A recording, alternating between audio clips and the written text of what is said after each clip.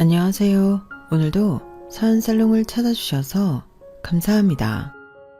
저는 현재 영혼의 반쪽 남편과 눈에 넣어도 아프지 않을 예쁜 공주님을 키우고 있는 30대 전업주부입니다. 결혼한 지는 올해로 5년차가 되었고요. 딸아이는 얼마 전 돌을 막 지났어요. 여기서 잠깐 저희 딸 자랑을 좀 하자면 생긴 건 아빠를 빼다 박았는데 성격은 절 많이 닮아 매일 깜짝깜짝 놀라고 있어요. 사실 이런 말 뭐하지만 남편보다 제가 성격면에서는 좀 낫거든요. 저희 남편은 어릴 때부터 호불호 없이 늘 착해 빠진 사람이었는데 저는 좀 어릴 때부터 자기중심적이고 이기적이었어요.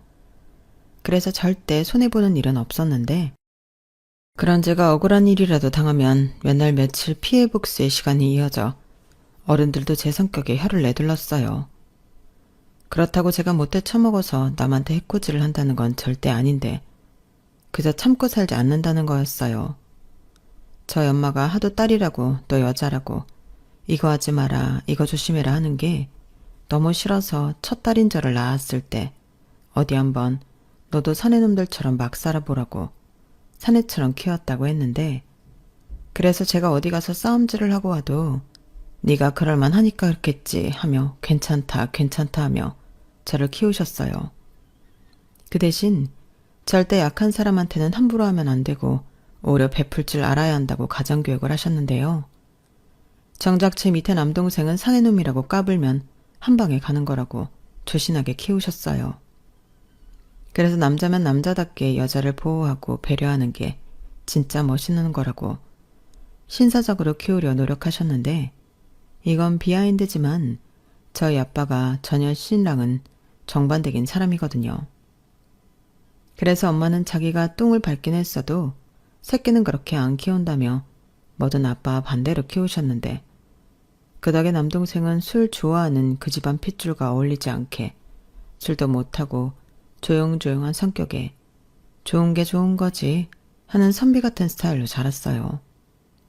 그에 반면 저는 아빠의 전통성을 이어받아 술도 엄청 좋아하고 어릴 때부터 딱히 무서운 게 없고 거침이 없었는데 나이 상관없이 약한 사람들에게 함부로 하는 어른들에게 바른 소리를 하는 아이였어요. 왜 공중도덕을 지키지 않는 어른에게 가서 이러면 안 된다고 하는 떡잎부터 남다른 애들 있잖아요. 그게 바로 저였죠. 그리고 저희 고모랑 저랑 비슷한 스타일로 한 번은 버스에서 자리 양보를 강요하는 할머니에게 무슨 나이만 먹었다고 어른인 줄 아나. 어른이면 어른답게 행동을 해야 어른이지. 할머니, 술 안 피우시는 거 보니 정정하신 것 같은데 운동 삼아 서서 가세요. 어른이면 부끄러운 줄 아셔야죠. 라고 당당히 말하는 모습을 봤는데 저는 그 고모의 말이 100% 아니 200% 맞다고 생각했어요. 그래서 어른이 되어도 나는 진짜 어른스러운 사람이 되겠다고 다짐했는데 지금 우리 딸이 참지 않고 거침없는 행동을 하는 걸 보면 소심한 성격은 아니군. 역시 아빠보다는 엄마를 닮은 게 틀림없어 라고 생각이 들더라고요. 그러면 옆에서 남편도 자기보다는 저를 닮은 게 세상 살기는 편할 거라고 칭찬인지 뭔지 모를 말을 하기도 했는데 그만큼 저희 남편은 참 오랜 시간 착해 빠져서 답답한 인생을 산 사람이었어요. 참고로 저와 남편은 어릴 때 한 동네에서 같이 뛰어놀던 친구 사이인데요.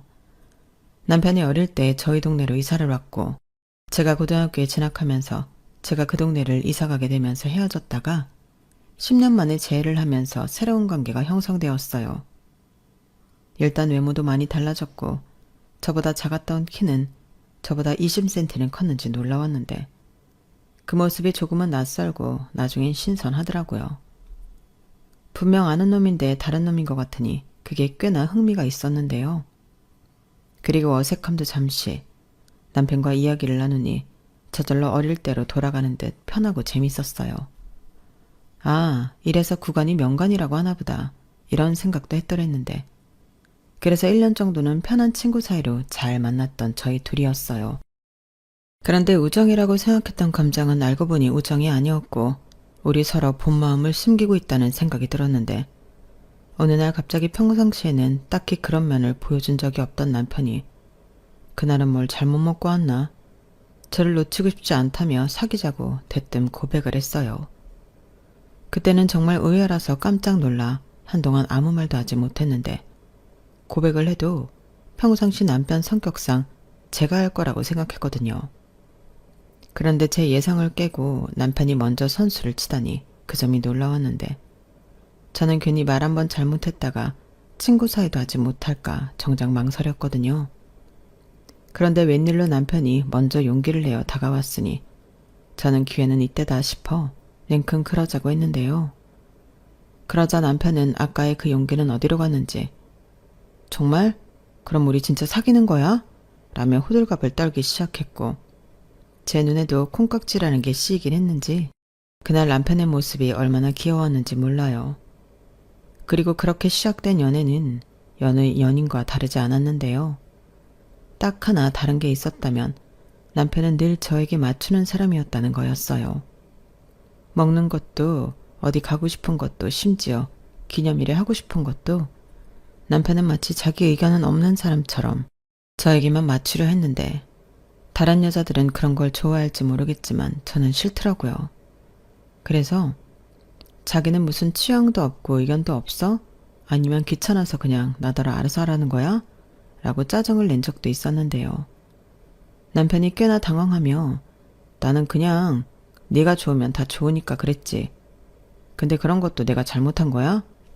하긴 나는 취향도 의견도 없긴 해. 평생 가져본 적이 없거든. 라고 하는데 오히려 저는 그 말이 더 당황스러웠어요. 사람인데 좋고 싫은 게 당연히 있지 없는 게 이상한 거잖아요. 그런데 남편은 그게 왜 이상하냐는 듯 전혀 이해를 못하는 얼굴로 저를 쳐다봤고 저는 평생 그런 걸 가져본 적이 없어 아무것도 모르는 남편을 도무지 이해할 수가 없었는데 그 이유를 나중에 알고 편해지 않으려 했지만 꽤나 충격을 받았어요. 그 이유는 남편이 아기 때 친어머니가 돌아가시고 아버지가 재혼을 하면서 새어머니 밑에 오랜 시간 자랐기 때문인 것 같았거든요. 새어머니는 이미 시집 오기 전부터 뱃속에 신우를 임신 중이라고 했는데 시집을 왔을 때는 변변한 식도 올리지 않고 만삭이 몸으로 그냥 몸만 집에 들어오셨다고 했어요. 그리고 다행이라고 해야 하나? 그 뱃속의 아이는 시아버지 아이가 맞았는데 뭐 말씀으로는 돌아가신 남편의 친어머니보다 자기가 먼저 시아버님과 그렇고 그런 관계였다고 하시더라고요. 그런데 집안의 반대 때문에 중매로 다른 여자랑 결혼을 한 거고 지병으로 먼저 부인이 세상을 떠나면서 자기가 남겨진 아들을 키우겠다는 명목으로 그 자리를 채웠다고 했는데 문제는 이 새어머니가 남편을 전처의 자식이라고 아주 홀대했다는 거였어요. 그러니 진짜 엄마로서 남편을 품어준 적이 없다는 거였는데 그 말을 듣던 날 저는 우라가 치밀어 그 화를 삭히느라 술이 전부 깨버릴 지경이었어요. 그에 반면 남편은 술에 왕창 취해 평소 같았으면 하지 않았을 자기 얘기를 전부 털어놓았는데 갑자기 자기 엄마가 너무 보고 싶다며 아이처럼 서럽게 울더라고요. 하필 그날이 저희 집에 인사를 가서 저희 가족이 모두 있는 자리였는데 저도 남편의 행동에 당황하고 저희 가족도 많이 놀랐어요. 우선 그런 숨겨진 비밀을 알기 전엔 이거 왜 이래? 하며 제가 정색하기도 했는데 이미 술에 취해 자기 얘기를 하는 남편을 보고 저와 저희 가족은 아무 말도 하지 못하게 되었죠. 그러면서 듣게 된 남편의 새어머니 이야기는 어디 TV에나 나올 법한 막장 중의 막장이었는데요. 그 새어머니라는 여자는 내외적인 얼굴과 안에서의 얼굴이 180도 다른 사람이라고 했어요. 새어머니는 남편에게 단 한 번도 뭐 먹고 싶냐, 뭐 하고 싶냐 그런 걸 물은 적이 없다고 했는데 그러니 평생 자기가 뭘 좋아하고 싫어하는지 모르고 살았겠죠. 그리고 남편 밑으로 3살 아래 신우는 뭐가 그렇게 먹고 싶고 갖고 싶고 하고 싶은지 종일 지 욕심만 부렸고 그럼 새어머니는 자기 핏줄은 또 끔찍해서 그걸 전부 들어주느라 하루가 다 갔다고 하더라고요. 게다가 아버지는 아들보다는 딸이 애교도 있고 좋다며 그 시절에 딸바보가 되었다고 했는데 정작 꽂아놓은 보리짝 신세가 되고 있는 아들은 신경도 쓰지 않았답니다. 그러니 새어머니는 더욱 남편을 홀대했고 그저 자기 딸 챙기는 보모 취급을 했다는데요. 제가 그 동네를 이사가고 1년 뒤 아버지가 교통사고로 돌아가시고 남편은 버려지는 게 무서워 숨죽이고 새어머니 눈치를 보고 살았다고 했어요. 와, 그 말을 듣는데 저는 피가 거꾸로 솟는 것 같더라고요. 그러면서 왕왕 눈물이 쏟아져 이 불쌍한 놈을 어떻게 해야 하나 와락 눈물도 나왔는데 저는 남편한테 그런 상처가 있는 줄 전혀 몰랐어요. 심지어 같이 놀 때도 집에 가면 그렇게 눈치를 보고 사는 줄 몰랐는데 연인 사이가 되고 오랜만에 저희 부모님을 만나게 된 남편은 반가운 마음도 있었지만 저희 엄마가 저와 제 동생을 챙기는 모습을 보고 부러운 마음도 컸었던 모양이더라고요. 자기도 저런 엄마가 있었으면 좋겠다. 그런 생각이 들었다고 했는데요. 그래서 평소와 달리 그날은 술도 꽤 많이 마셔서 저를 당황하게 만들었어요. 남편은 저랑도 종종 술을 마시며 데이트하는 날이 있어도 한 잔 이상 마시는 법이 없었는데 그날은 술 좋아하는 저희 아빠 때문인지 무리를 하는 것 같아 걱정하긴 했어요. 그런데 갑자기 만취한 남편이 꼬부라진 혓바닥을 하고서는 엄마가 보고 싶다고 애처럼 서럽게 울기 시작하는데 저도 그렇고 저희 가족 모두가 남편의 행동에 놀라움을 숨기지 못했어요. 그러다 남편의 사연을 듣고 그제야 납득이 되었는데 저는 그런 것도 모르고 저희 가족 앞이라 민망해져서 남편에게 버럭 엄마가 보고 싶으면 네 집에 가서 실컷 보면 될 일이지 왜 여기서 그래? 지금 술 취했다고 주정 부리냐? 라고 화를 냈었는데 제 말이 끝나기가 무섭게 저희 엄마의 매서운 손바닥이 제 등짝에 퍽 하고 꽂혔어요. 그땐 얼마나 아프던지 아이씨 아파 하고 소리를 지르기도 했는데 저희 엄마는 방울뱀 같은 소리를 내면서 아무 사연도 모른 채 말없이 남편을 안아주셨어요. 그러자 남편은 그런 저희 엄마 품이 좋았는지 자기 얘기를 술술 하기 시작했고 그렇게 듣게 된 사연에 저희 엄마는 행주인 줄도 모르고 눈물을 훔치셨죠. 그러면서 저희 어릴 때 이야기를 하기 시작했는데 그때 엄마는 어렴풋이 남편의 엄마를 보고 그런 의심을 한 적이 있었다고 하시더라고요. 보통 다른 엄마면 아무리 무심해도 자기 자식에게 그럴 수 없다고 했는데 남편의 엄마는 학교에도 잘 오지 않았다고 했죠.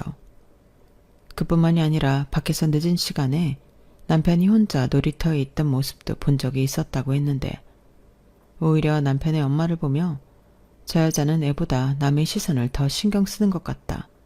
그런 생각을 많이 했었다고 지난 기억을 되짚으셨어요. 그러면서 남편이 돌아가고 저희 엄마는 혼자 깡소주를 들이키며 그때는 설마 했지. 엄마도 어렸고 경험이 없으니까 저런 엄마도 있구나. 아들이라 독립적으로 키우려고 하나 보다. 그런 생각을 했었는데 아니었네. 친모가 아니어서 그런 거였구나. 어린 게 얼마나 서럽고 슬펐을까 라고 마음 아파하셨는데 저는 그런 엄마의 모습을 보고 우리가 결혼을 한다면 엄마가 사이를 엄청 잘 챙겨주겠다 이런 막연한 생각을 했어요. 그런데 아이러니하게도 엄마는 꼭 그런 집구석에 시집을 가야겠냐고 제 걱정을 하셨는데 그것도 잠시 결혼을 허락하셨죠. 니들이 내가 말린다고 헤어질 것도 아니잖아. 내가 사연을 모르는 것도 아니고 마음 같아서는 나도 사람인데 내 새끼 그런 남자한테 시집 보내기 싫은 것도 사실인데 그래도 어쩌겠어. 니 둘이 좋아 죽겠다고 하는데 그래서 힘 뺄 것 없이 허락하는 거야. 그러니까 너희 놈의 기집애 성주한테 잘해.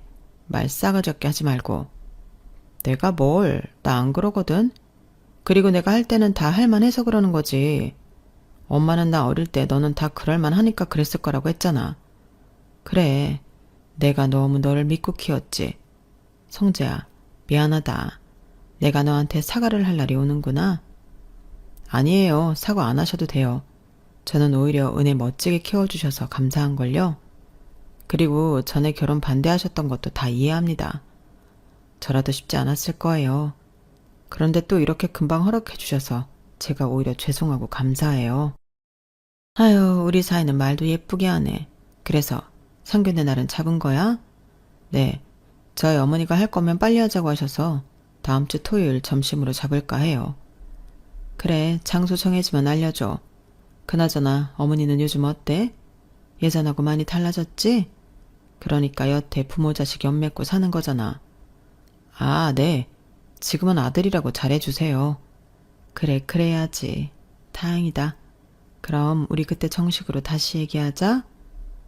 이렇게 저희는 양가 허락을 받고 상견례 날을 잡아 결혼 준비에 들어갔어요. 그런데 제가 인사를 하러 갔을 때와 다르게 시어머니는 대뜸 자기 딸이 아직 진로를 정하지 못해서 큰돈을 쓸 수 없다고, 결혼 준비는 알아서 하라고 발을 빼는 듯한 말을 했는데, 사실 저는 아무런 기대도 하지 않아 별로 놀라지 않은 반면 저희 가족은 많이 놀랐어요. 그러자 남편은 자기가 알아서 준비할 수 있다고 말했고, 저희 부모님은 내심 표정 관리를 하며 그 상황을 넘겼는데, 저희 부모님은 집에 돌아가는 내내 사돈의 태도에 많이 언짢아하셨어요.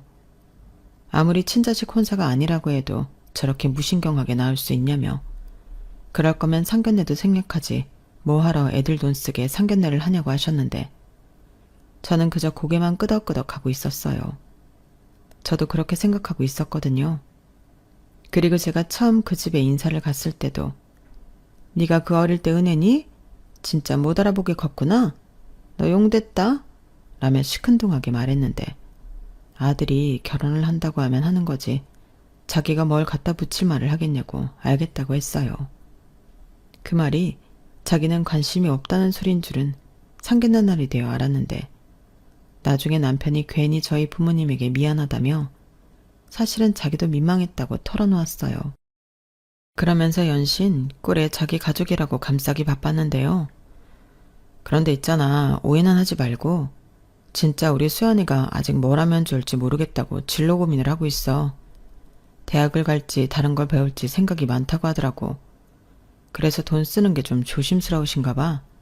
라고 하는데 할 말이 없었어요. 저걸 지금 말이라고 하나 답답했는데, 원래도 자기 집에 아무 말도 못하는 걸 알고 있었기 때문에 그냥 그러냐고 괜찮다고 넘겼죠.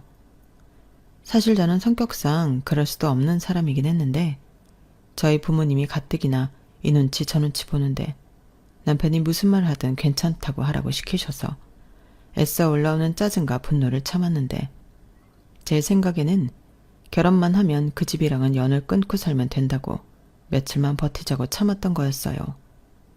하지만 착한 아들로 길들여진 남편은 결혼 후에도 자기 집이랑 연을 끊지 못했는데, 와, 진짜 그때는 내가 결혼을 잘못했나 후회도 했었죠. 남편은 몰랐는데 결혼 전부터 같이 살고 있지도 않으면서 집에 생활비로 150만 원을 주고 있었다고 했어요. 그리고 결혼을 허락해주는 대신 그 생활비는 계속 유지가 되어야 한다는 약속을 저에게 상의도 하지 않고 자기 새어머니한테 했다고 했는데요. 그러면서 한다는 말이 결혼 전부터 하던 거니까 괜찮겠지 했답니다. 그러니 제 생각과 다르게 그 인간들이랑 연을 완전히 끊을 수는 없는 일이었는데요. 막말로 그렇게 약속을 했다고 해도 안 지키면 그만이죠. 그런데 남편은 그럴 수 있는 사람이 아니었어요. 게다가 새어머니인 주제에 시어머니는 걸핏하면 남편에게 전화해서 공과금이 부족하다, 병원에 가야 한다, 이런 말로 돈을 계속 요구하셨는데, 그러면 남편은 그걸 제가 또 알까봐 멍청이처럼 그 돈을 해줬다고 하더라고요. 이러니 착한 것도 마냥 좋다고만 할 수 있는 일이 아닌데, 지금 생각해도 남편 등짝을 후려치워주고 싶을 정도로 화가 나 저는 남편에게 화를 냈어요. 세상에 이런 등신이 어딨냐고 심한 말도 했었는데 남편은 그저 미안하다는 말을 되풀이할 뿐이었죠. 그런데 남편은 또 남편대로 고민이 많았던 것 같았는데요. 자기는 모르지만 우리 어머니 한다고 하면 하는 사람이야. 아마 내가 돈 안 주면 쫓아와서 행포 부릴걸? 어찌됐든 당신이 아빠도 없이 나 키운 게 맞고, 나는 덕분에 고아 신세 되지 않고 살았으니까 그 정도는 내가 보답 차원에서 할 수 있지. 나는 진짜 괜찮은데? 라고 하면서 은근슬쩍 그냥 주던 대로 돈을 드리자고 했어요. 참고로 남편의 월 수입은 당시 세금 떼고 300만 원이 조금 넘었는데, 절반을 떼주고 또 저한테 생활비라고 100만 원을 주고 자기는 50만 원으로 살았더라고요. 그때는 저도 맞벌이라 서로 100만 원씩 생활비 내놓고 각자 수입은 각자 관리하자고 했는데, 이런 일이 벌어질 줄은 몰랐어요. 그래서 주더라도 내가 주겠다 하며 남편의 통장 관리도 제가 하기로 했는데 그때부터 저와 시어머니의 본격적인 갈등이 빚어졌어요. 뭐 예상한 일이었죠. 그러려고 일부러 남편에게 통장을 안 가져온 거니까요. 그래서 저는 신우도 성인인데 왜 일방적으로 남편만 생활비를 드리냐. 앞으로는 100만 원만 보내겠다고 하고 나머지 50만 원은 신우한테 받으시라 했는데 시어머니는 펄쩍 뛰셨어요. 마음 같아서는 50만 원, 아니 5만 원도 주고 싶지 않은데 중간에서 남편만 또 쥐잡듯 잡을까 양보해서 100만 원에 그쳤더니 네가 뭔데 자기 아들 돈을 쥐고 흔드냐고 개거품을 무시더라고요. 저는 그러던지 말던지 했어요. 싫으면 말라고 강하게 나갔죠. 그러자 예상대로 남편만 잡아대는데 저는 남편에게 그 전화도 받지 말라고 했고 남편은 중간에서 어찌할 바를 몰랐는데 저는 강하게 나랑 이혼하고 싶으면 어디 한번 그 전화 받고 바보처럼 또 돈이나 뜯겨보라고 했어요. 그러자 저랑은 이혼하고 싶지 않았는지 남편은 제 말을 들었고 시어머니는 저에게 전화해서 단판을 짓자고 하셨는데 저는 원하는 바여서 알겠다고 하고 시댁을 찾았어요. 사실 시댁에 갈 때도 부하가 치밀었는데 남편은 회사랑 멀다는 이유로 원룸에 월세로 살고 있었거든요. 그런데 시어머니가 사시는 아파트는 방도 3개나 있고 평수도 있어서 남편도 같이 지내기엔 아무런 무리가 없어 보였고 거리 때문이라고 하기엔 환승 한 번만 하면 회사까지 30분이면 가는 거리라 남편의 말은 납득이 되지 않았어요. 그리고 제가 결혼 후 지켜보니 시어머니에게 만나는 남자가 있었고 그 남자가 그 집을 지 집처럼 드나드는 것 같았는데 저랑 남편을 좀 불편해하더라고요. 꼴의 신우는 그래도 시어머니 친딸이라고 챙기는 것 같았는데 하여간 재수없는 것들은 꼭 끼리끼리 놀더라고요. 그러니 남편은 지발로 나온 거라곤 하지만 제가 볼 땐 그 눈치에 쫓겨나다시피 집을 나온 것 같았고 그 사실을 모두 알게 된 날부터 시댁 아파트만 가면 부하가 치밀었는데 제 혼자 생각으로는 그 집도 어째 시아버님이 돌아가시면 남겨진 재산이 아닐까 그런 의심이 들었어요. 그리고 당시 미성년자였던 남편은 시아버니 남긴 유산이며 보험금은 구경도 하지 못했다고 했는데요. 뭐 뻔하죠. 시어머니가 중간에서 홀라당 다 해먹었을 게 분명했거든요. 그도 그럴 게 시어머니라는 작자는 50대의 젊은 나이임에도 딱히 하는 일도 없이 가끔 무슨 아는 언니네 가게 일 봐주는 정도만 경제활동을 하셨는데 나중엔 돈 버는 아들이 있으니 자기가 왜 일을 하냐고 등에 빨대를 꽂고 키워준 값 운운하면서 생활비를 삥 뜯으셨어요. 그래서 그 돈이 그때까지 남아있을 턱이 없다고 생각했는데 그날도 괜히 그 집에 가니까 화딱지가 나던 저였어요. 그리고 저 못지않게 몹시 성인한 얼굴의 시어머니는 저더러 앉으라는 소리도 하지 않고 다다다다 하며 날선 목소리로 저를 쪼기 시작했는데 어차피 남편의 통장은 제 손에 있으니 저는 여유만만했어요. 그 뒤 시어머니는 본격적인 용건을 늘어놓았는데 그 용건은 뭐 들어보나 마나한 소리였어요. 그건 바로 150만 원 받는 것도 사실은 부족한데 여기서 줄이면 자기들은 굶어 죽어야 한다고 100만 원 말도 안 된다고 하셨는데요. 저도 안 된다고 단호하게 말씀드렸어요. 저도 마음 같아서는 100만 원 줄이고 50만 원 드리고 싶은데 참는 거라고. 저희도 돈 모아서 자리 잡아야 하지 않겠냐고 바로 응수해버렸는데 시어머니는 저더러 굴러온 돌 어쩌고 하면서 약속을 지키라고 소리를 지르시더라고요. 목소리 크면 이기는 줄 아는 건지 아주 쩌렁쩌렁하게 힘껏 소리를 잘도 지르셨는데 그것만 봐도 밖에 나가서 거뜬하게 어떤 일이든 하실 수 있으실 것 같았어요. 그래서 약속이고 나발이고 나는 모르는 일이라고 저는 모르쇠로 일관했는데 시어머니가 펄쩍 뛰시며 저희 남편을 자기 아들이라고 표현하며 이렇게 따지셨어요. 약속이고 나발이라니 우리 아들이 너랑 결혼해도 150만 원씩 준다고 했다니까. 나는 그거 믿고 니네 결혼 허락했어. 근데 이렇게 말을 바꾸면 곤란하지? 막말로 내가 네 돈 달라고 했니? 우리 아들 돈인데 네가 왜 나서서 그래? 어머니, 부부가 네 돈 내 돈이 어딨어요. 내 돈이든 그이 돈이든 전부 우리 돈이죠. 그리고 제가 정말 묻고 싶은 게 하나 있는데요. 그렇게 아들 등골 빼드시면서 어머니는 정작 그이 생일상 한번 차려주신 적 있으세요? 방금처럼 우리 아들 하고 따뜻하게 불러다 밥이라도 해주신 적 있냐고요. 왜 저희 남편은 일방적으로 친엄마도 아닌데 어머니한테 충성해야 해요? 너 지금 나한테 시비 거는 거냐? 지금 그걸 말이라고 해?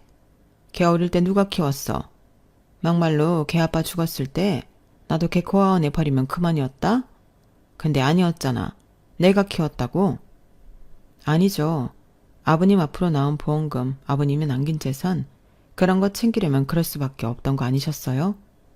그리고 100번 1000번 양보해서 그이가 저랑 결혼하기 전까지 그 돈 들였으면 키워준 값?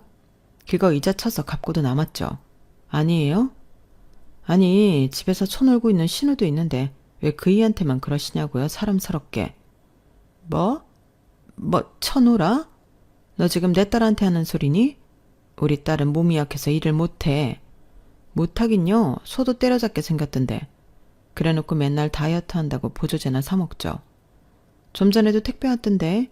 그건 무슨 돈으로 사 먹어요? 밖에서 일을 하라고 하세요. 그럼 돈도 벌고 살도 빠지지. 너 정말 왜 이러니? 너 내 딸한테 악감정 있어? 그리고 따지고 보면 우리 딸이랑 네 남편은 같은 핏줄이야. 이복 동생. 오빠가 동생 챙기는 건 당연한 거지? 네, 그렇죠.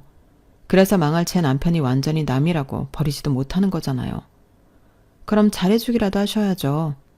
어쩜 돈 타락만 하고 사람이 그래요? 저는 작정하고 왔기 때문에 한치도 물러나지 않고 시어머니의 말에 따박따박 대들었어요.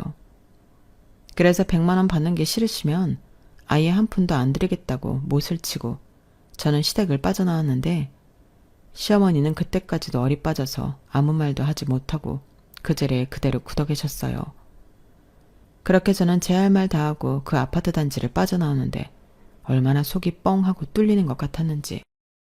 남편에게는 무슨 일이 있어도 오늘은 정말 시어머니 전화를 받으면 안 된다고 신신당부를 했는데 이틀도 되지 않아 시어머니에게 연락이 왔어요. 물론 좋은 소리는 절대 하지 않고 네 마음대로 하라고 남편 돈으로 유세 떨어 좋겠다는 등 막말만 쏟아내셨는데요. 그래서 저는 돈 필요 없다는 소린 줄 알고 네 하고 대답하고 말았어요. 그런데 시어머니는 100만 원이라도 받아야겠다고 달라고 했고 저는 진짜 주기 싫었지만 남편에게 아들 대접해주겠다는 약속을 받고 그달부터 100만 원씩 드리기로 했는데 그래서 한 달에 한 번 정도는 시댁에 가서 밥을 먹게 되었어요. 솔직히 저는 먹기 싫었지만 새엄마도 엄마라고 남편은 많이 좋아하더라고요. 그래서 남편을 위해서 한 달에 한 번 시댁에 가는 며느리가 되었는데 남편은 저에게 고맙다고 하더군요. 제 덕에 엄마 밥도 먹어본다고 어린아이처럼 좋아했는데 왜 그렇게 그것도 속이 상하는지 저는 그저 돈을 떠나서 남편이 행복했으면 좋겠다고 생각했죠. 이게 설령 내가 정말 싫어하는 저 아줌마라도 남편이 좋아하면 내가 한번 참아보겠다 하는 마음이었는데 시어머니는 정말 돈 끊길까봐 최소한의 노력으로 상을 차려주셨어요. 그때마다 신우도 똥 씹은 얼굴을 하고는 나와서 밥을 먹었는데 시어머니가 저한테 한번 당하고 난 뒤로는 꼭 신우를 옆에 두려고 하더라고요. 아마 지난번처럼 제가 바른말 공격을 하면 옆에서 도와달라고 말을 맞춘 것 같았는데 그래서 신우는 연신 저를 경계하는 눈빛으로 감시하듯 저를 봤어요. 하지만 별로 크지도 않은 눈이라 전혀 위협은 되지 않았는데 여기서 중요한 건 신우랑 붙어도 저는 이길 자신이 있었다는 거였어요. 그렇게 불편한 한 달에 한 번의 이벤트를 반복하며 지냈고 3개월 정도가 지났을 때 시어머니는 물가도 있는데 100만 원으로는 턱도 없다며 또다시 앓는 소리를 하기 시작하셨어요. 자기가 돈이 급해서 생활비 대출받은 것도 있다며 진짜 이번 달부터는 150만 원, 아니 200은 줘야 한다고 우겼는데 누가 대출을 받으라고 했냐고.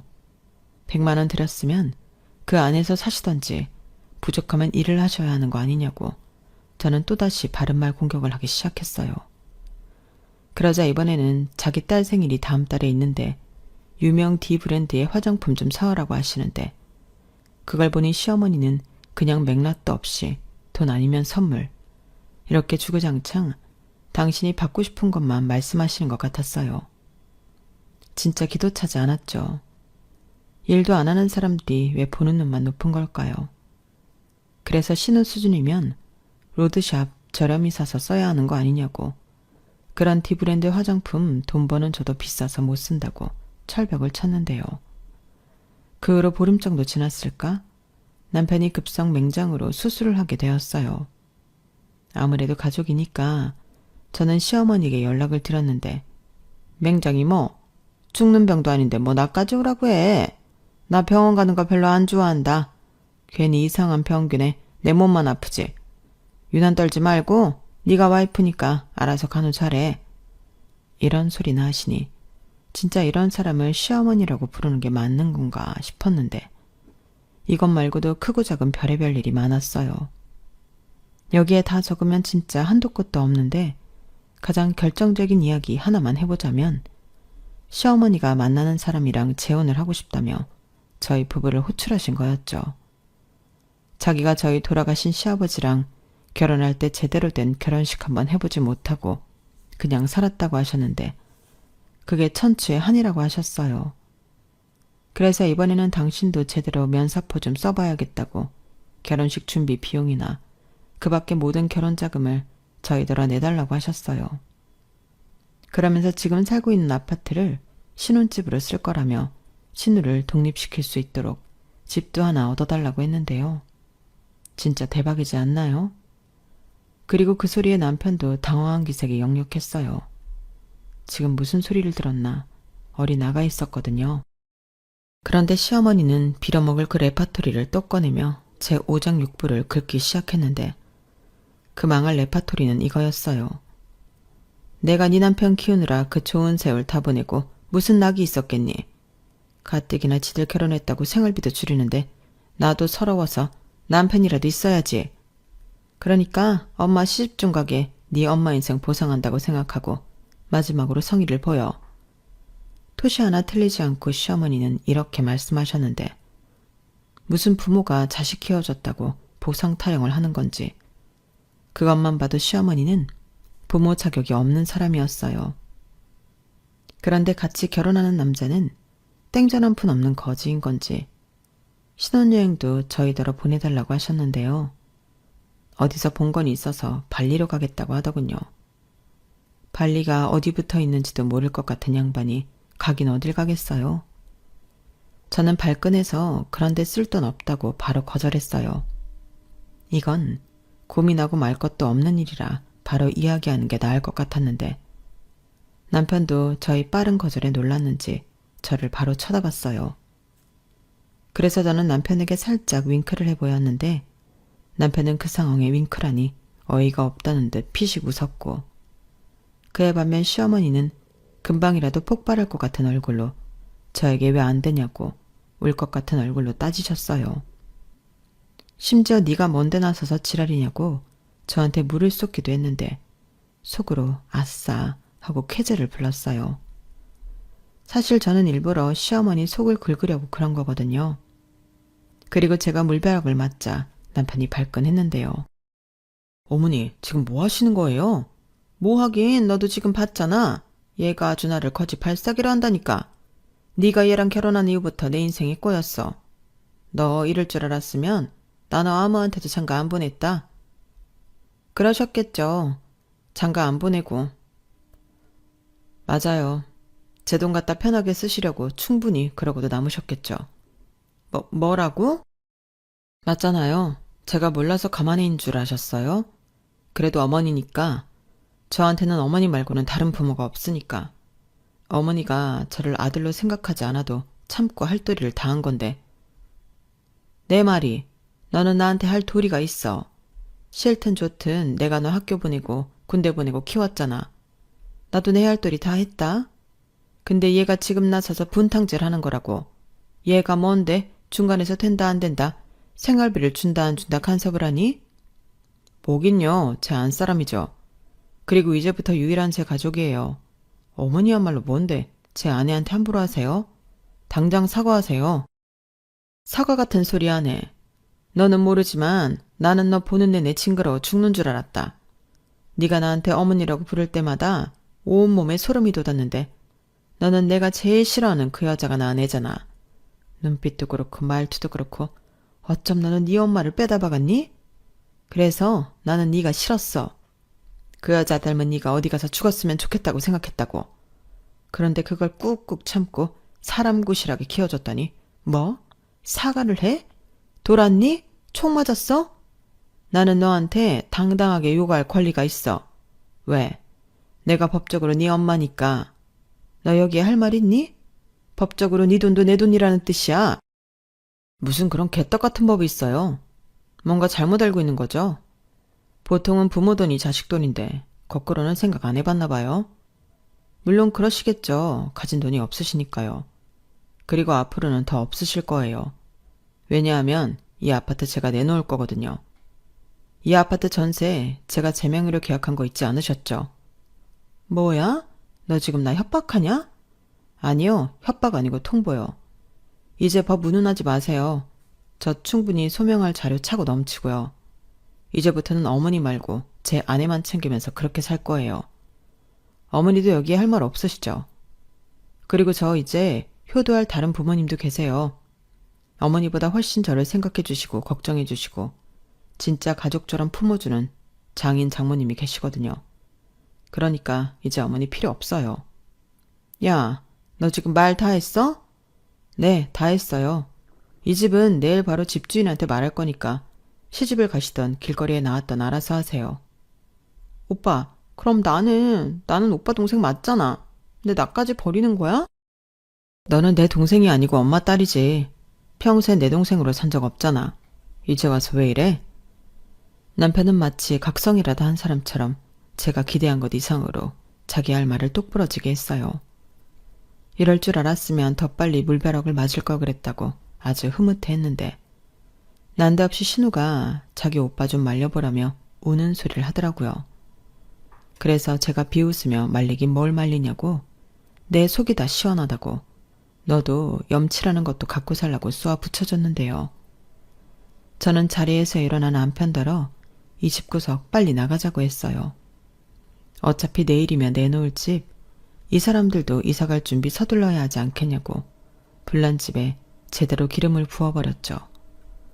그러자 시어머니가 어디서 그런 힘이 솟아났는지 식탁을 밀어버리셨는데 굶어 죽진 않으실 거라는 확신이 들었답니다.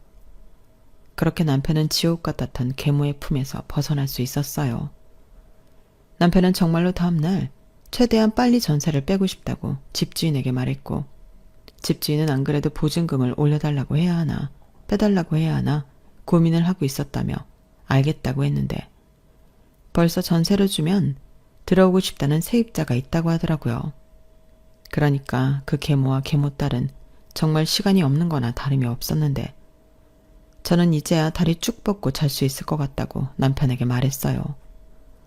그러자 남편은 이런 꼴까지 보여 정말 미안하다고 사과를 했는데 대신 앞으로는 죽을 때까지 저에게만 충성하겠다고 약속하더라고요.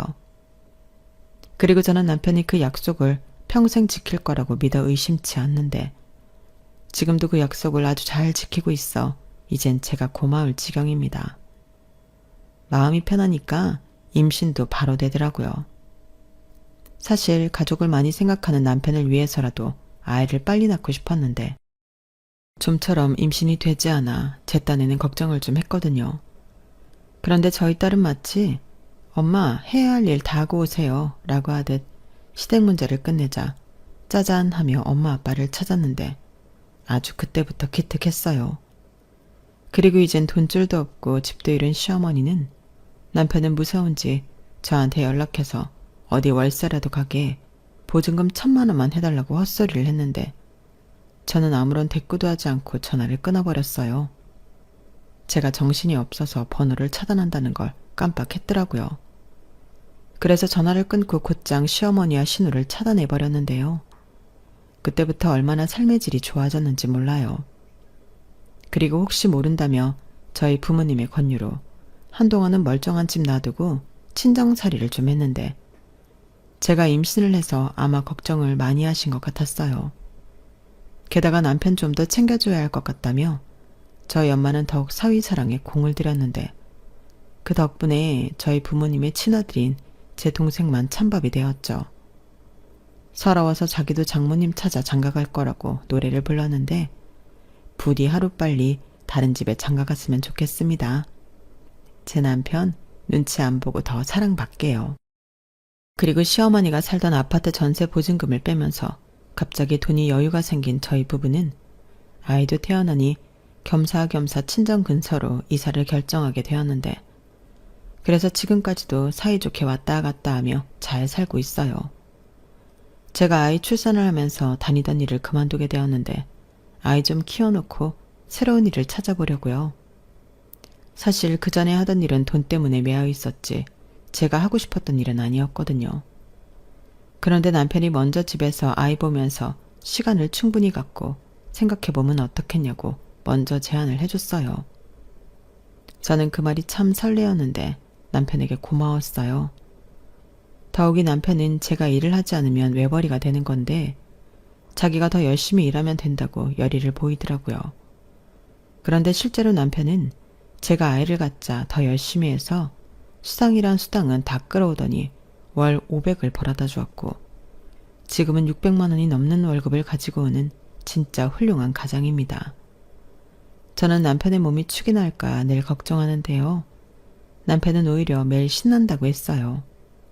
자기와 자기 가족을 위해 돈을 버는데 이 일이 얼마나 고맙냐고 자기는 진짜 열심히 일해서 저희 딸에게 세상의 전부를 주고 싶다고 했는데 저는 그런 남편을 보며 아, 아빠구나, 부모구나 하는 마음이 들어 저희 아빠한테도 갖지 못했던 존경심이 생겼는데 저희 부모님도 저희 남편 같은 남자가 없다며 늘 어디 가나 사위 자랑을 그렇게 하세요. 저도 남편도 서로를 위해 열심히 살아야죠. 그리고 나중에 저희 딸이 컸을 때 엄마 아빠 같은 부부가 되고 싶다는 소리를 듣게 된다면 그 인생은 성공한 인생이 아닐까 생각하는데 아직 1살밖에 되지 않았으니 갈 길이 머네요. 하지만 이왕 가기로 한 그 먼 길 남편과 손잡고 즐기면서 천천히 가보겠습니다. 우리 부부가 가는 그 길엔 나쁜 일보다는 좋은 일이 더 많길 간절히 바라면서 제 사연은 여기까지입니다. 제가 들려드린 이야기 어떻게 들으셨나요? 설마 그런 계모 있다고 하시면서 놀라셨나요? 사실 저는 많이 놀랐어요. 그리고 남편의 미련한 착한 성품에도 혀를 내둘렀는데 지금부터는 때도 좀 묻히고 훈련도 좀 시켜야 할 것 같아요. 그래야 이 모진 세상 처자식 잘 지키는 가장이 되지 않겠어요? 농담이고요. 싸움은 아무래도 제가 남편보다는 잘하는 것 같으니 남편은 지금처럼만 저희 모녀 옆에 있어줬으면 좋겠습니다. 저희 남편이 요즘은 저희 부모님도 엄청 잘 챙겨서 저희 부모님이 아들이 하나 더 생긴 것 같다며 좋아하시거든요. 저더러 이 주제에 이런 복덩이 남편을 어떻게 얻냐고 남편한테 잘 하라고 하는데 가끔 보면 여기가 친정인지 시댁인지 분간이 안 갈 때도 있어요. 하지만 좋아하는 남편의 빙구 같은 얼굴을 보면 또 내가 이 맛에 살지 하는 생각이 드는데 앞으로 잘 살아보겠습니다. 우리 모두 한 번 사는 인생 행복하게 살자고요. 그럼 모두 화이팅 하시고 안녕히 계세요. 여러분, 사연 댓글에 응원과 현명한 조언 부탁드려요. 좋아요와 구독은 저에게 큰 힘이 됩니다. 오늘도 좋은 하루 되세요.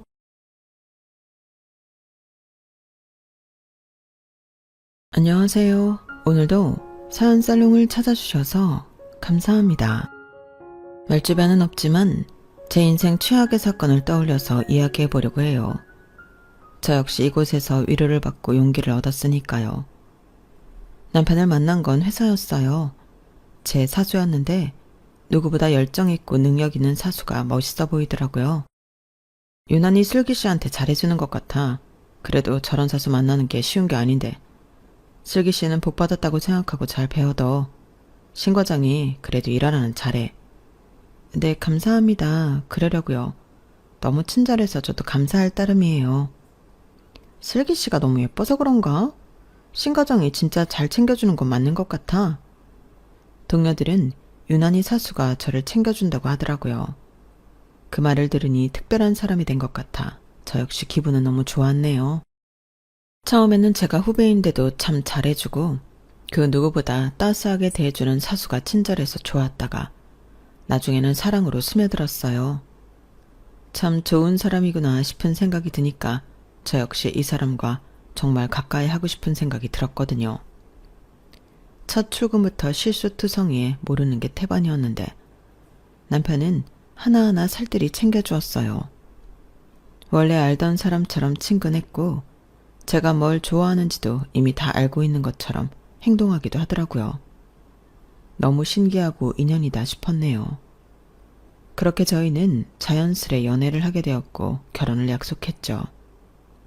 저희 집에서 반대는 좀 했지만 그래도 나름 순조롭게 진행이 되고 있었어요. 미안해. 나 때문에 자기가 이런 고난도 겪고 말이야. 우리 아빠가 원래 고지식 하잖아. 사장님 마음이야 잘 알지. 곱게 키운 외동딸인데 어련하시겠어. 다 이해해.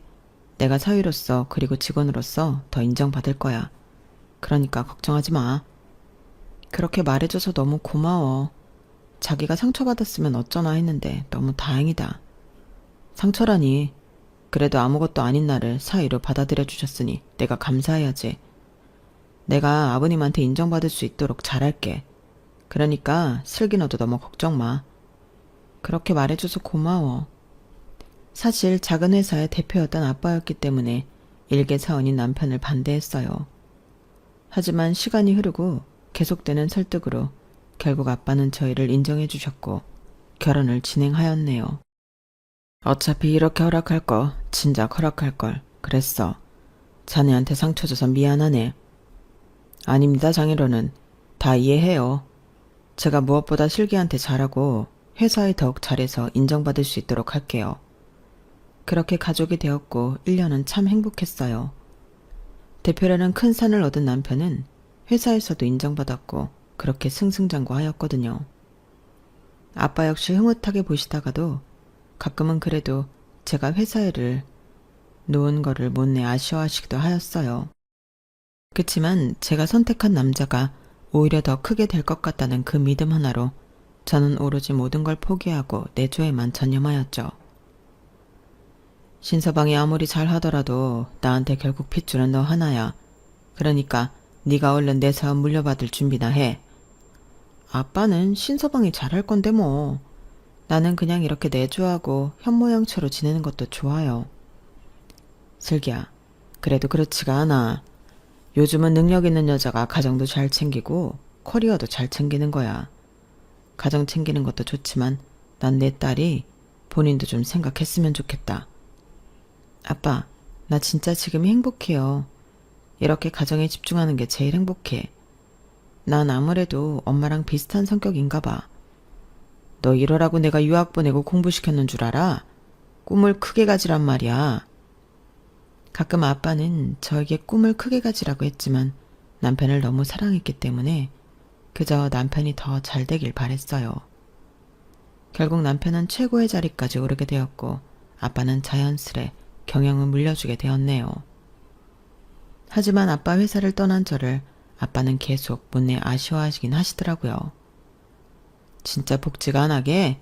아빠는 그래도 네가 신서방 도와서 이것저것 같이 꾸려나가면 좋겠는데 아빠가 평생 일군 회사잖아. 아빠, 신서방이 아들같이 잘하잖아요. 신서방이 감각 있고 잘하긴 하지만 그래도 아직은 일러. 그리고 욕심이 많아서 일도 많이 그르칠 수 있고 말이야. 걱정 마세요. 아마 어련히 잘할 거예요. 그래, 네가 정 그렇다면 더 이상 얘기 안 하마. 작은 회사였지만 평생 아빠가 쏟아부은 회사였기 때문에 제가 내조를 한다는 것을 못내 아쉬워하신 아빠였죠. 전 그럼에도 남편이 더 잘 되길 바랬고 오히려 저보다 역량이 뛰어난 사람이기에 제가 잘 서포트 해줘야 한다고 생각을 했어요. 그래서 그런지 그때 남편은 저에게 참 많이도 고마워하더라고요. 너무 고맙다. 진짜 당신이 이렇게 희생했기 때문에 내가 잘 된 거야. 잊지 않을게. 그리고 내가 더 열심히 해서 자기 편하게 살도록 해줄게. 그러니까 나만 믿어. 알겠지? 당신이 그렇게 말해주니까 좋네. 남편이 이사로 진급한 날 저에게 저렇게 말해주더라고요. 얼마나 값진 기쁨이던지 모든 걸 포기한 게 아깝지 않았네요. 그리고 남편은 저뿐만 아니라 저희 아빠에게도 더 잘 이루겠다며 아빠의 걱정을 덜게 해주는 그런 섬세한 남편이었어요. 장인어른이 평생 일군 회사 제가 더 잘 일구겠습니다. 그러니까 걱정 마세요. 잘 부탁하네. 자네만 믿을게. 이렇게 능력 있는 자네한테 그저 고마워. 완전히 경영에서 물러난 건 아니었지만 그래도 이젠 사회를 믿고 회사 돌아가는 정도의 상황만 보고 받으셨어요. 저 역시 남편이 제 아빠의 꿈을 물려받아 잘 이뤄나가게 되니 기분이 좋더라고요. 요즘 회사가 그렇게 바빠? 장인어른이 열심히 일군 회사인데 내가 대충 할 순 없잖아. 최대한 사람들한테 인정받으려면 내가 더 발로 뛰어야 해. 하긴 그렇겠다. 처음에 나랑 결혼할 때도 말 많았잖아. 자기가 고생이 많아. 그래, 낙하산이다 뭐다 이런 말 없으려면 내가 더 열심히 해야지. 그건 내 몫이야. 늘 본인의 자리에서 최고로 인정받으려고 노력하는 남편이었네요. 전 남편만 믿고 내조에 전념했어요. 가끔 회사 생활이 그립지 않은 건 아니었지만 지금 내 자리에서 남편과 아이를 위해 최선을 다하는 게 내 몫이라고 생각했네요. 그런 저를 안타까워하는 친구들도 있었지만요. 그래도 이렇게 전업주부로 사는 거 안 힘들어?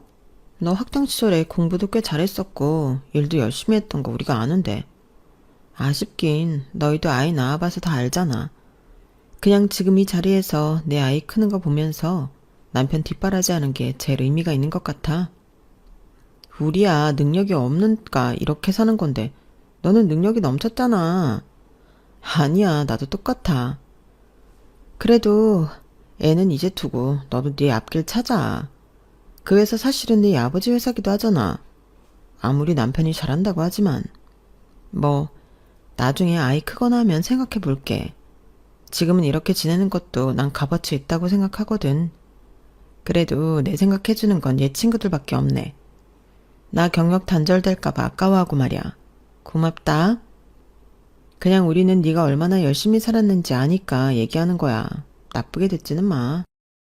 가끔 이런 이야기를 들을 때면 저 역시 사람인지라 과거가 그립기도 했어요. 하지만 결혼 전 시어머니의 간곡한 부탁을 거절할 수가 없었네요. 우리 아들 없는 살림에 내가 진짜 곱게 키웠어.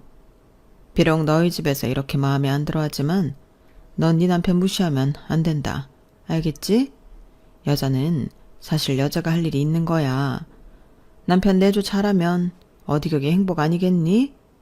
네 아버지도 처음엔 내 아들이 뭐 가진 것도 없고 그래서 마음에 안 들어 했겠지만 내 아들 정말 능력 있는 애야. 그러니까 네가 제발 서포트 잘 해주렴. 난 너만 믿는다, 세아가. 네, 어머니. 회사에서도 집에서도 제가 잘할게요. 아니, 회사? 너 결혼하고도 일하려고 그러니?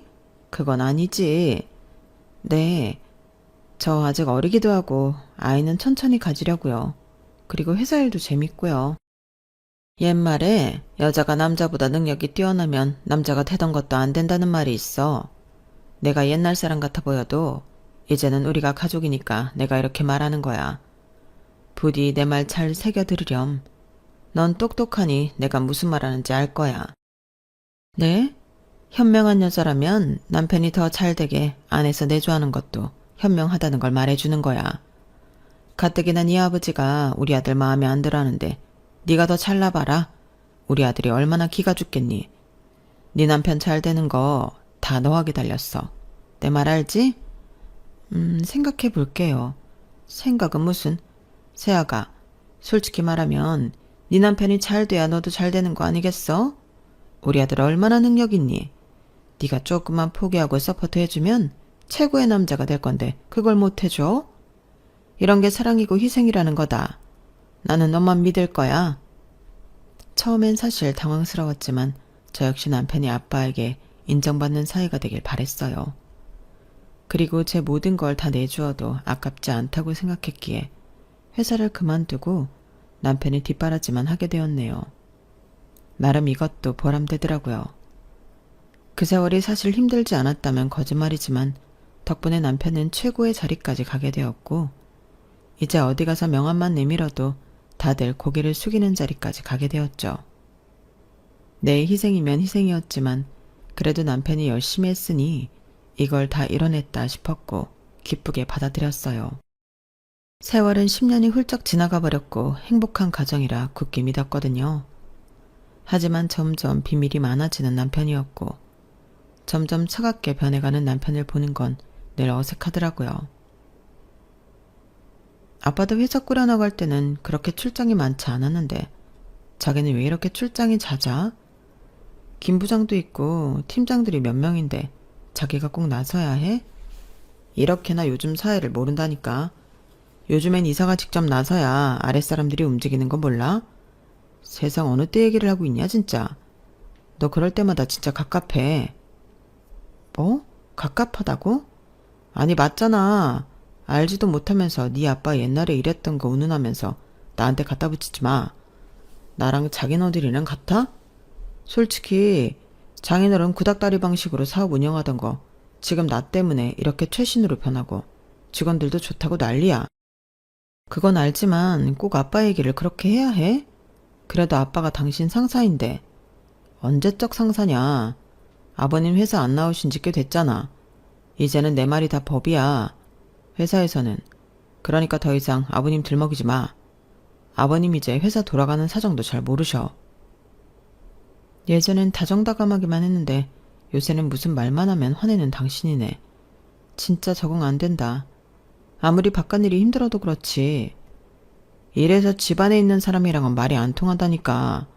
너랑 수준이 맞아야 내가 이러쿵저러쿵 얘기를 하지. 피곤해.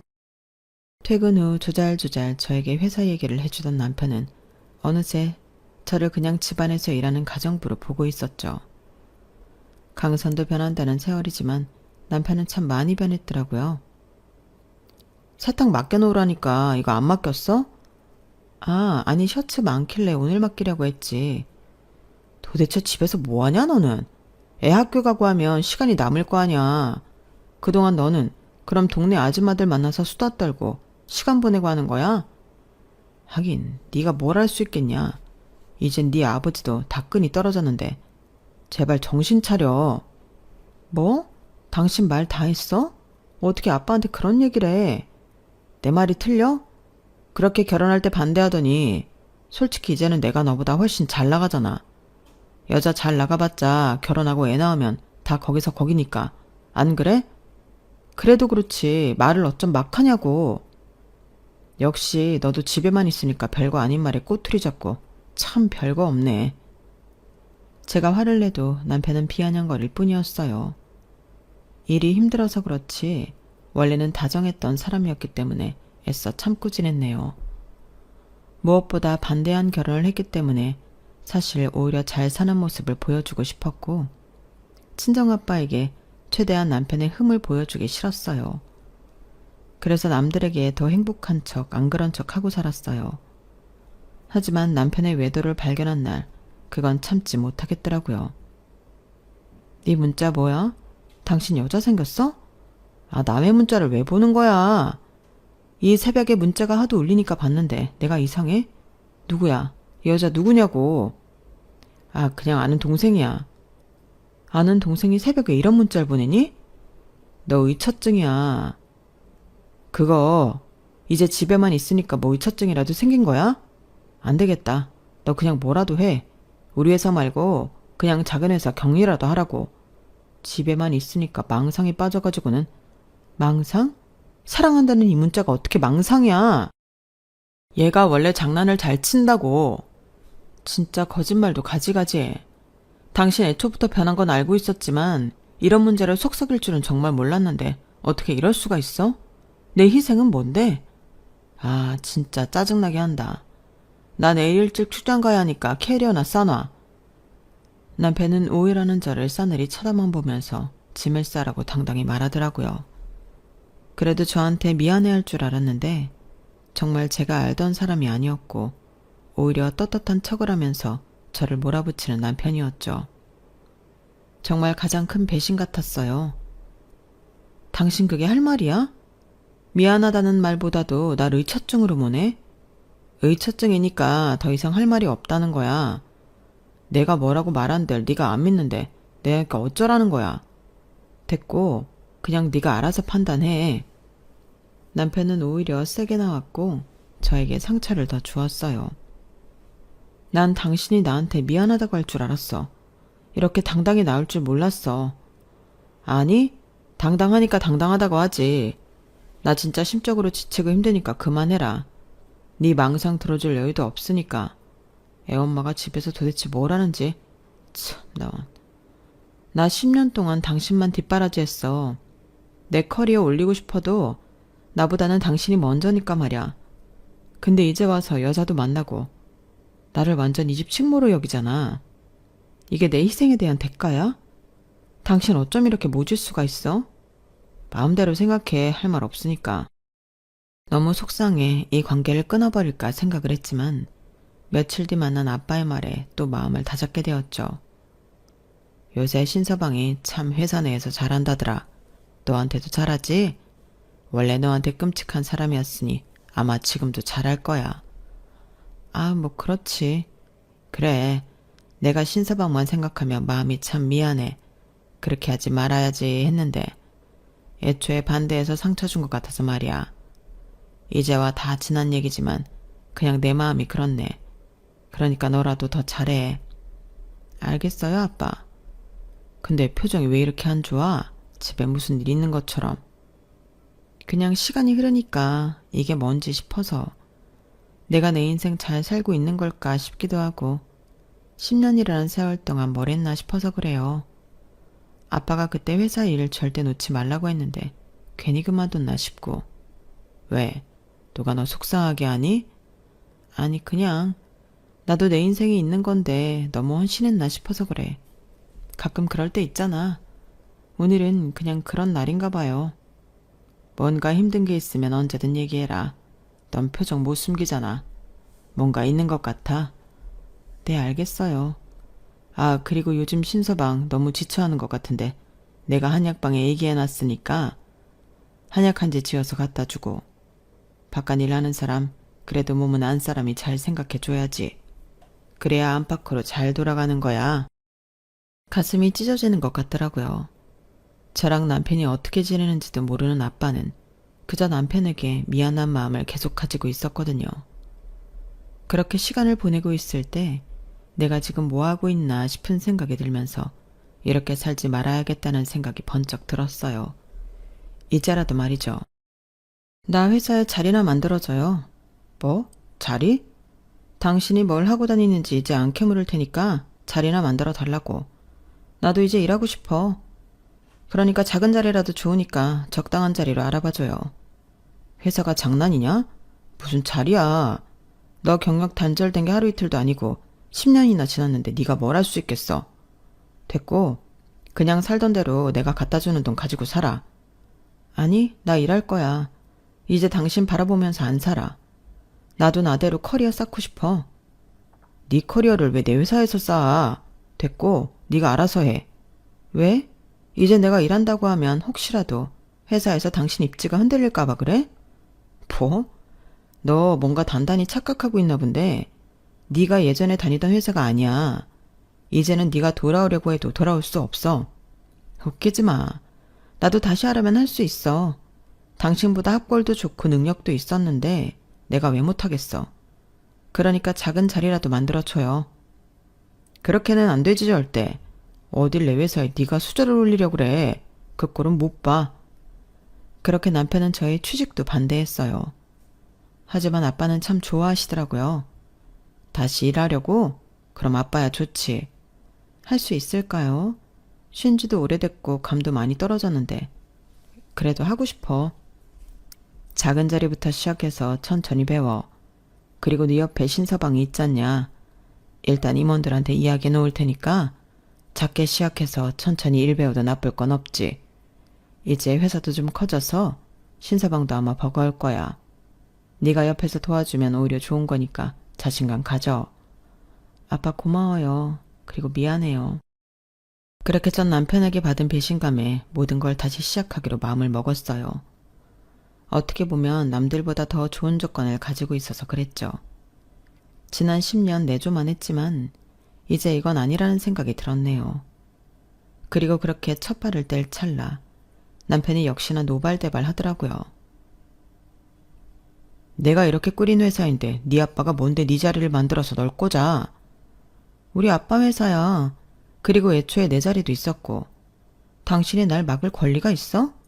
큰 자리도 아니고 사무실 작은 세모모 자리인데 당신이 뭘 그렇게 신경 써? 오히려 이렇게 막으니까 수상하네? 너무 권력 남용이잖아. 솔직히 10년을 집에서 논 경단녀가 우리 회사에 아무것도 안 넣고 입사한다는 게 말이 되냐? 거기 계약직 자리라고 들었는데 나 전에도 10년 정도 신 아주머니가 시작했던 일이라고 들었고 당신 왜 이렇게 예민해? 내가 회사에 가면 안 되기라도 해? 남편은 제 말에 대꾸가 없더라고요. 그리고 제가 회사에 복직을 하겠다고 선언한 날 그날로부터 정확히 2주 뒤였어요. 우리 그냥 이혼하자. 뭐? 이혼? 그래. 더 이상 이렇게는 못 살겠어. 당신 내가 복직하겠다고 해서 그래? 아니면 당신이 만나는 그 여자 때문이야? 솔직히 갑자기 네가 회사에 복직하겠다는 그 심보도 짜증나고 어차피 우리 남남으로 지낸 지 좀 됐잖아. 애 생각해서 살아보려고 했는데 이건 아닌 것 같다. 이혼하자는 말 그게 무슨 말인 줄 알아? 아빠 회사에서 당신은 이제 나가야 한다는 소리야. 웃기잖아. 우리 아빠 회사에서 남인 당신이 최고의 자리까지 가는 건. 뭐? 착각하나 본데 이 회사 내가 키웠거든? 키우다니 웃기지 마. 아빠 회사는 원래도 잘 돌아갔어. 당신이 투입돼서 아빠가 조금 쉬시게 된 건 맞지만 그래도 나랑 이혼하고 위사를 넘보는 건 아니지. 이제 네 아빠는 끈 다 떨어진 거 모르는구나. 너도 참 안타깝다. 현실도 모르고 말이야. 난 더 이상 할 말 없어. 이혼해. 남편은 웃으면서 제 말에 비아냥대더라고요. 제가 알던 남자는 더 이상 없었네요. 너무 괘씸하고 얄미웠지만 차마 이혼만은 할 수 없었고 사실 두려운 것도 컸어요. 이혼이라뇨. 청천벽력 같았죠. 다시 회사에 나간다고 하지만 그래도 내가 뭘 할 수 있을까가 가장 큰 산이었거든요. 전 그렇게 남편을 최대한 말려보고자 노력했네요. 그래, 여태까지 당신 노고 인정 안 하는 거 아니야. 당신 여자 문제? 한 번쯤 눈 감아줄게. 그러니까 이혼이다 뭐다 그런 소리 하지 말고 우리 노력해보자. 이혼이 장난인 줄 알아? 미안한데 난 이미 결정했어. 그리고 회사 지분은 나도 있으니까 이건 소송으로 해결할 거야. 그러니까 너도 마음의 준비를 해두는 게 좋을 거야. 이제 너랑 못 살아. 당신 진짜 잔인하다. 난 당신을 위해서 내 모든 걸 포기하고 당신을 내조했어. 누가 그러래? 슉하게. 남편의 말 한마디가 비수를 꽂았어요. 그럼에도 전 잠깐 지나가는 바람일 거라고 생각을 했고 이혼을 하지 않았네요. 제가 이혼을 하지 않자 남편은 계속해서 집에 들어오지 않고 저를 무시하기 시작했고 제 마음은 갈기갈기 찢어지기 시작했어요. 그리고 그렇게 얼마 지나지 않아 모르는 번호 한 통으로 전화가 오더라고요. 굉장히 젊고 낭낭한 목소리로 말이죠. 안녕하세요. 신이사님 내언녀예요. 만나서 드릴 말씀이 있습니다. 시간 좀 내주세요. 뭐예요? 뭐가 이리 당당하죠? 만나보시면 알게 되실 거예요. 그 한마디만 하고 약속 장소를 통보하는 상간녀였고 너무 어이가 없어 웃음도 나오지 않았어요. 그리고 잘 걸렸다 싶어 불이 나게 상간녀를 만나러 나갔는데 상간녀는 굉장히 예의 있게 저를 대하더라고요. 상간녀를 만나기 전에는 머릿속에 5만 가지 상상이 들었는데 막상 만나보니 상간녀는 저에게 굉장히 차분했고 깍듯했어요. 그리고 제가 앉자마자 심호흡을 한 뒤 본인이 할 말을 이어가더라고요. 그리고 그 말은 정말 기가 찰 노릇이었네요. 안녕하세요. 말씀 많이 들었습니다. 어서 앉으세요. 기막혀. 누군가 했더니 이렇게 어린 여자라니 정말. 부모님이 지금 이 사실을 알면 얼마나 가슴 아플지 상상이라도 해보셨나요? 우리 남편 유부남이에요. 네, 죄송해요. 그리고 정말 면목 없습니다. 사모님 인생 이렇게 만든 거 저 절대 용서받지 못하겠죠. 그럼에도 그 전에 사모님께 꼭 드리고 싶은 말씀이 있어서 이렇게 염치불구하고 뵙자고 한 거예요. 당장이라도 머리채를 잡고 싶지만 어디 그 얘기나 들어보죠. 제가 하는 말 못 믿으시겠지만 믿으셔야 해요. 그리고 이혼하셔야 살 수 있어요. 이 말을 끝으로 저에게 봉투를 하나 내미는 상간녀였어요. 그리고 전 그 봉투 안에 있는 내용들을 확인하자마자 경악을 금치 못했고 상간녀는 제 표정에 아무런 말도 하지 않았네요. 이게 진짜라고요?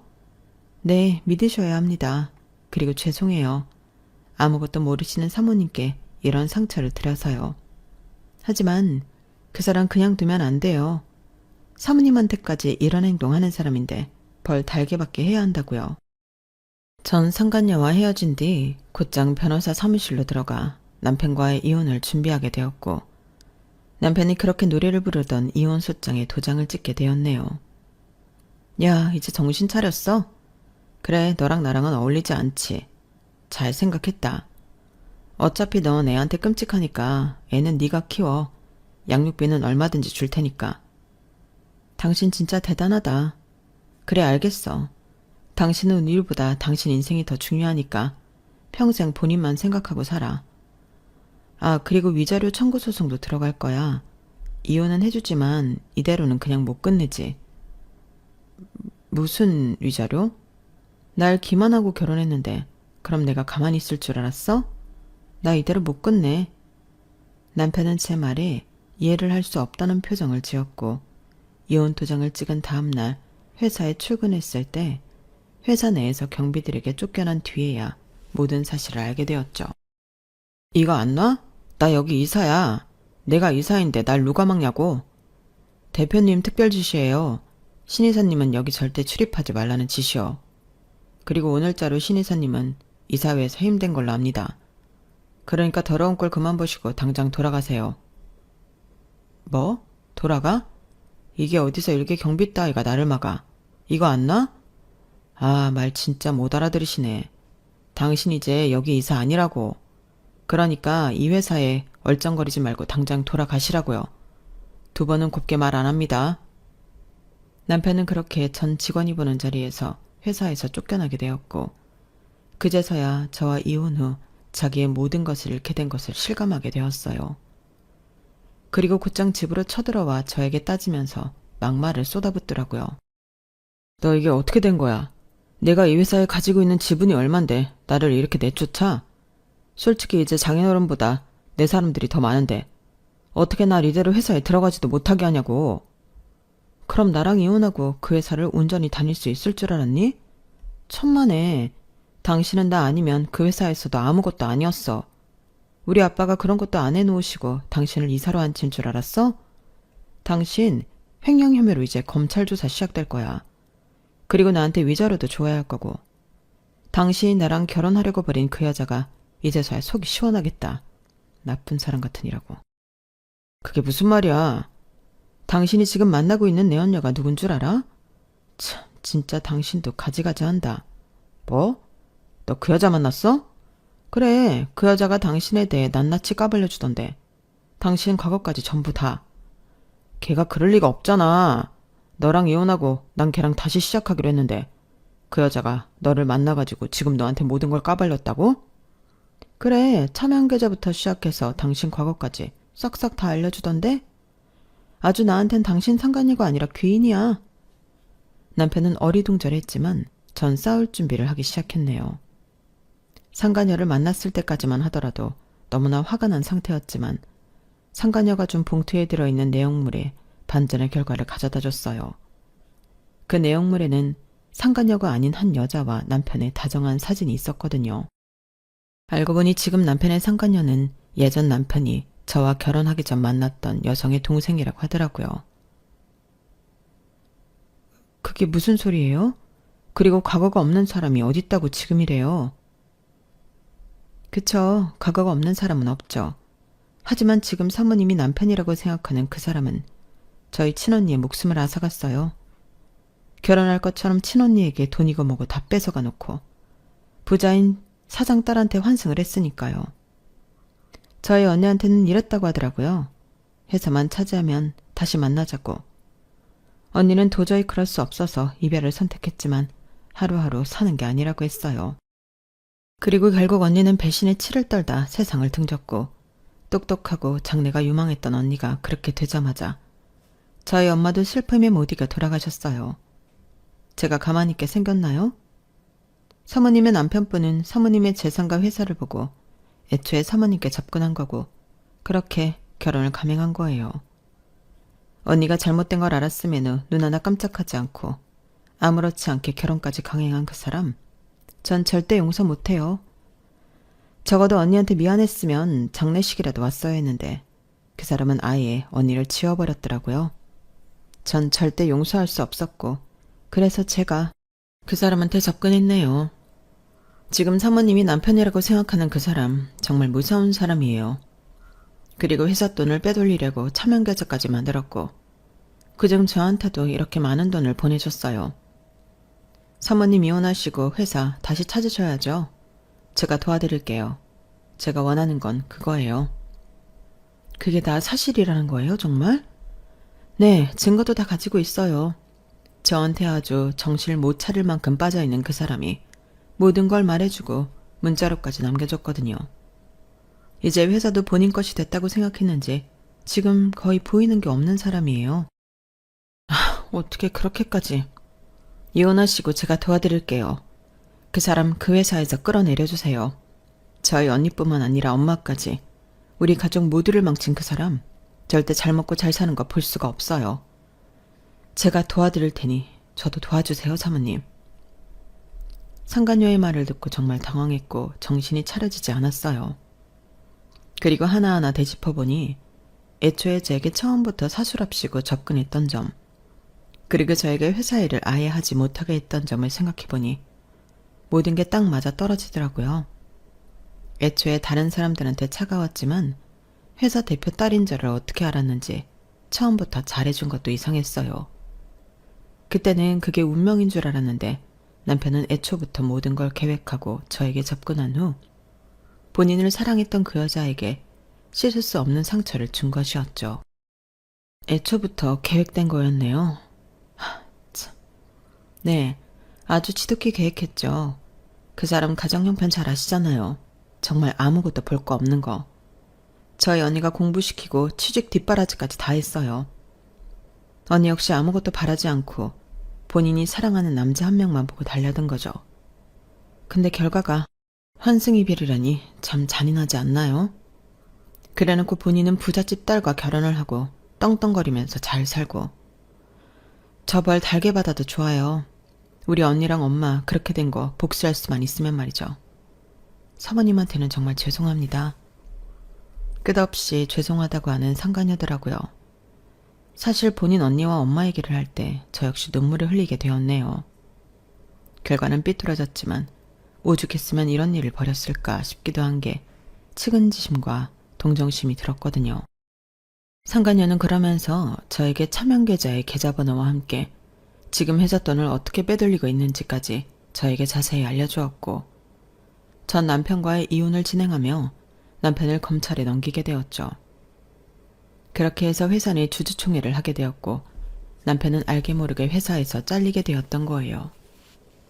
이 모든 사실을 알고 남편은 붕괴하더라고요. 뭐? 걔가 지금 나한테 뒤통수 치고 너한테 그걸 다 얘기했단 말이야? 너 그래서 순순히 이혼해준다고 한 거였어? 그래, 당신 같은 사람이랑은 더 이상 절대 못 살겠다고. 이제 위자료랑 당신 감방에서 썩을 준비나 해. 남편은 제 말에 좌절하기 시작했어요. 그리고 남편은 곧바로 경찰에 넘겨져 조사를 받게 되었네요. 이 모든 사실을 알게 되자 시어머니는 저를 설득하기 시작했네요. 아가, 네가 그래도 애 낳고선 조강지처인데 이러면 안 되지. 그 여자의 말 하나 듣고 지금 이러는 거냐? 걔 진짜 무서운 애다. 그리고 남자 각오 없는 사람이 어딨어? 이상한 사이코 같은 애 만나서 일이 이렇게 된 거지. 사실은 서로 싫어서 헤어진 거야. 아니요, 알고 싶지 않아요. 어떻게 헤어졌던 그래도 사랑했던 사람인데 장례식에도 안 가봤다는 것도 그렇고 제가 회사 대표 딸이라서 접근했다는 것도 참 소름이네요. 제 눈에는 이 사람이 더 사이코 같아요.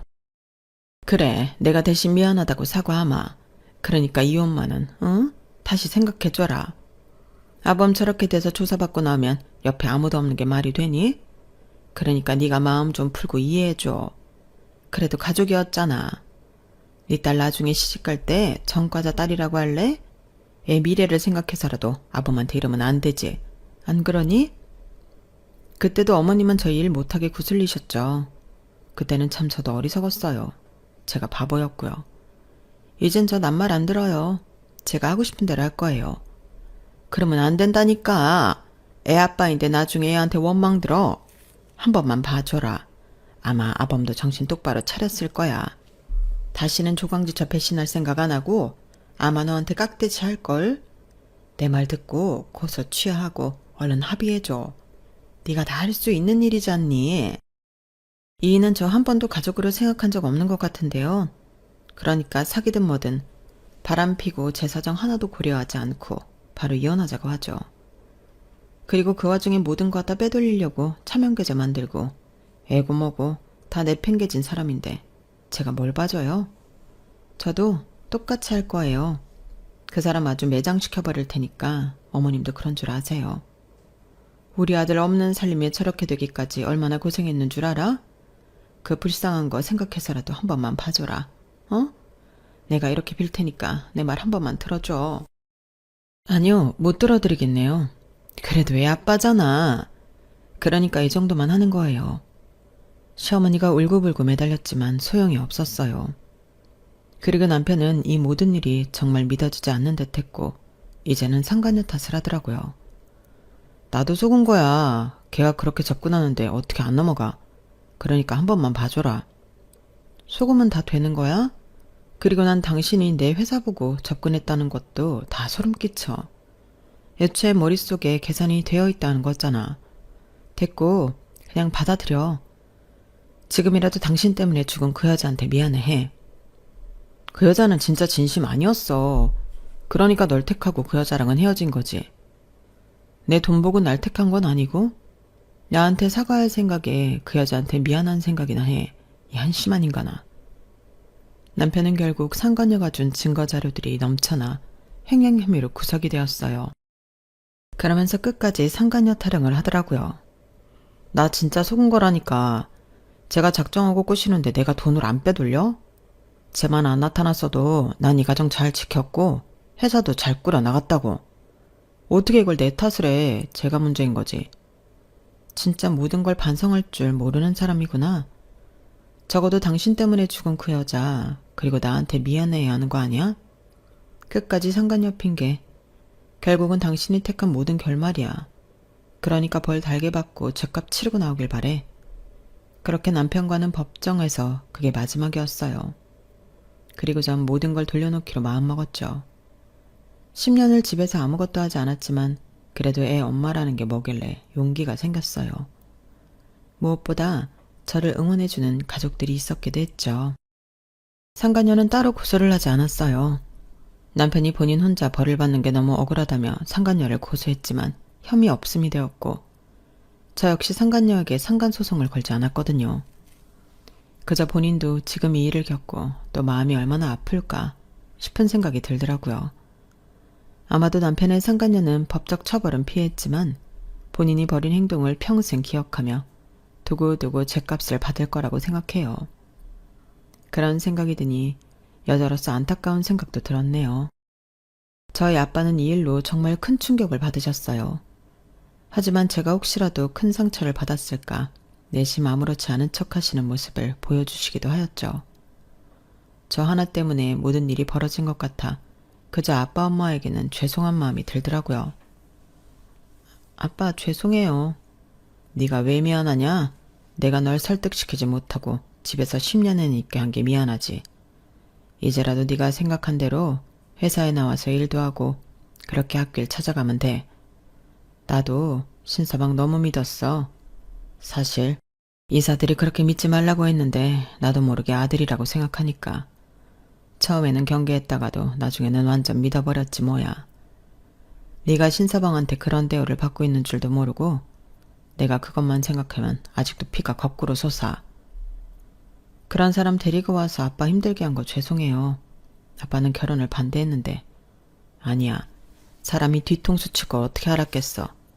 인생의 큰 공부라고 생각해라. 건강이 좋지 않은 아빠였지만 결국 다시 회사로 복귀하게 되었고 집에서 쉬었던 기간이 무색할 만큼 아빠는 예전에 그 명성을 찾으셨어요. 그리고 저도 저 나름대로 말단부터 시작해 6년을 앞만 보고 달리게 되었네요. 그 사이 전 차장이라는 직급까지 달게 되었고 남편은 출소를 하게 되었죠. 그리고 곧바로 갈 데가 없던지 뻔뻔하게 저를 찾아왔더라고요. 여기가 어디라고 와?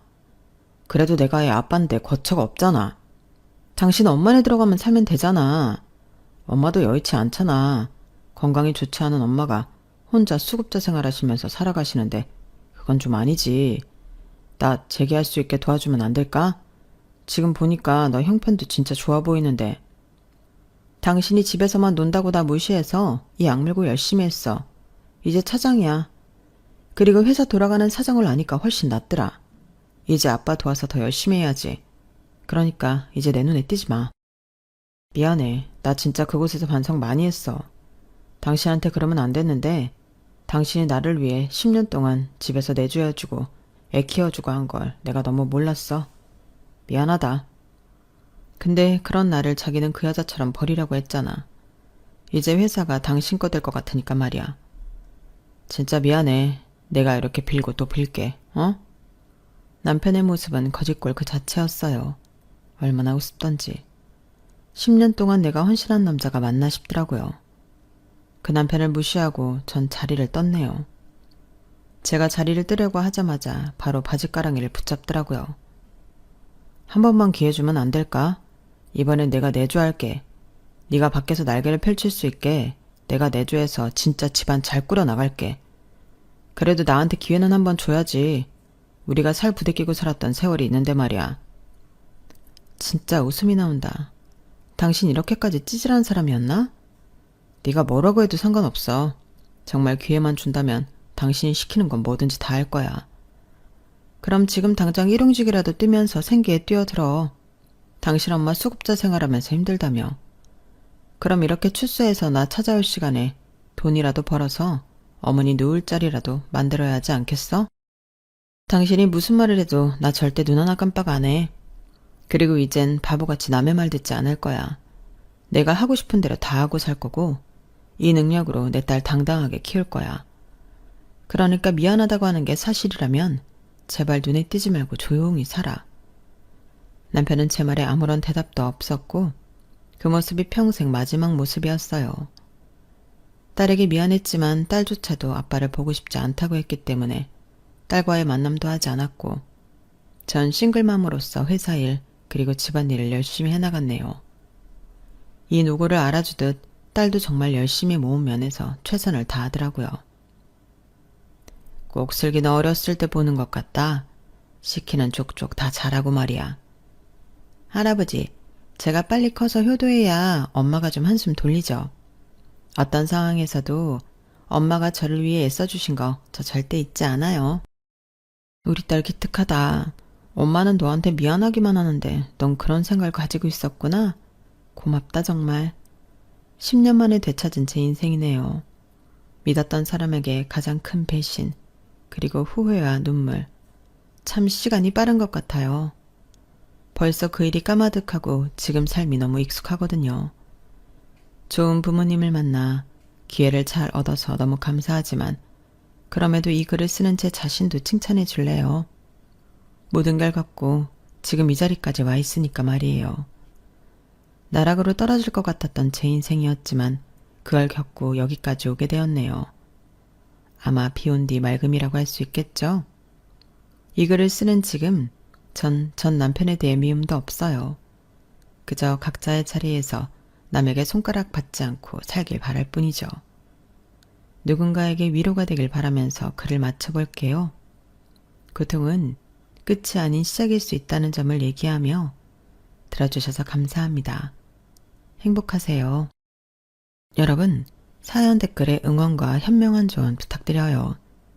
좋아요와 구독은 저에게 큰 힘이 됩니다. 오늘도 좋은 하루 되세요.